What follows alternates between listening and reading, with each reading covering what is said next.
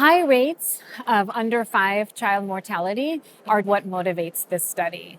Diarrhea and acute lower respiratory infections are two of the leading illnesses that cause under 5 child mortality, and both of these illnesses are directly linked to poor sanitation and hygiene. That's really the starting point of this study, is to understand the impact of improving sanitation on child health outcomes.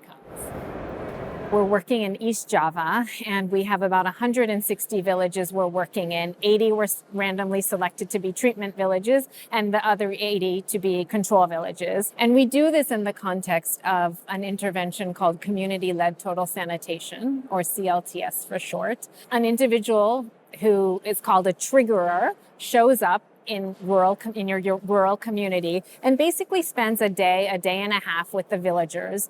And they spend the first part of the day talking about current sanitation practices. And then the second part of the day is spent talking about, do we want to change and how can we change? And the pathway to that is often households building latrines.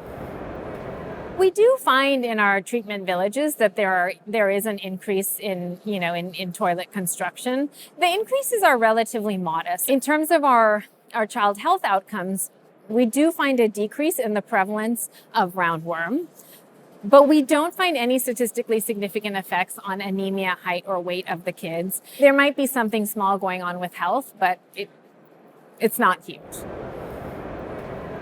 This program is purely a demand-side program, right? There's no subsidies, there's no financial assistance provided to households. And if you look at the households who built the toilets, it's really the wealthier, poor households that are building the toilets. And so I think if we're serious about getting some of these poorer households to build toilets, coupling the demand-side intervention with things like subsidies or financial incentives could get us to much higher rates of latrine construction.